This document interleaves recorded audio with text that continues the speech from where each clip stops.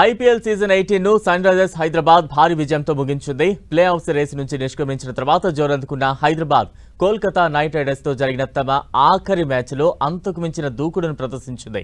ఏకంగా 110 పరుగుల తేడాతో విక్టరీ కొట్టింది. దీంతో వరుసగా 3వ విజయంతో ఈ సీజన్ కు హైదరాబాద్ టాటా చెప్పేసింది. ఢిల్లీ వేదికగా రాత్రి జరిగిన మ్యాచ్లో కోల్కతా 110 పరుగుల తేడాతో చిత్తైంది. హెన్రిచ్ క్లాసెస్ మెరుపు శతకం బాదడంతో తొలుత సన్ రైజర్స్ 3 వికెట్ల నష్టానికి 278 పరుగుల భారీ స్కోర్ చేసింది. ఈ కొండంత లక్ష్య ఛేదనలో కోల్కతా 18.4 ఓవర్లలో 168 పరుగులకు ఆలౌట్ అయింది.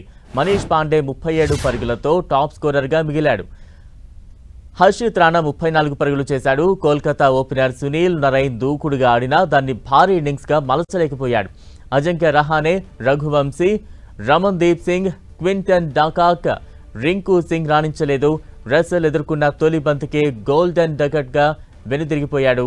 హైదరాబాద్ ఆటగాళ్లలో హెన్రిచ్ క్లాసెన్ శతక్కొట్టగా ట్రావిస్ హెడ్ 76 పరుగులతో చెలరేగిపోయాడు.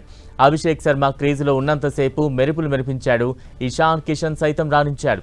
వైభవ్ అరోరా వేసిన ఇన్నింగ్స్ తొలి ఓవర్లో 2 పరుగులు రాగా తర్వాత నుంచి హైదరాబాద్ బ్యాటర్ల విధ్వంసం మొదలైంది. వైభవ్ వేసిన 3వ ఓవర్లో 2 సిక్స్లు, ఓ 4 బాదిన హెడ్. హర్షిత్ బౌలింగ్లో 3 4లు బాదాడు. నరైన్ బౌలింగ్లో 2 సిక్స్లు బాదిన అభిషేక్ తర్వాత బంతికే అవుట్ అయిపోయాడు. కాసేపటికే హెడ్ అర్ధశతకం చేశాడు. మరోవైపు క్రీజ్లోకి వచ్చిన క్లాసెన్ కూడా దూకుడుగా ఆడడంతో స్కోర్ బోర్డ్ పరుగులు పెట్టింది. వరుణ్ బౌలింగ్లో క్లాసెస్ 3 4లు బాదేయడంతో 10 ఓవర్లకు స్కోర్ 139 పరుగులకు చేరింది. హర్షిత్ బౌలింగ్లో క్లాసెస్ వరుసగా 4 6 6 కొట్టి 17 బంతుల్లోనే హాఫ్ సెంచరీ అందుకున్నాడు. అనంతరం క్లాసెన్, ఇషాన్ జోరు కొనసాగించడంతో 18 ఓవర్లకు స్కోర్ 250 దాటింది. దీంతో సన్ రైజర్స్ తన పేరిట ఉన్న 287 స్కోర్ రికార్డును తిరగరాస్తుందేమో అనిపించింది. అయితే తర్వాతి ఓవర్లో వైభవ్ ఇషాన్ను అవుట్ చేసి 7 పరుగులకే వచ్చాడు. చివరి ఓవర్లో 17 పరుగులే రావడంతో కొత్త రికార్డు నమోదు కాలేదు.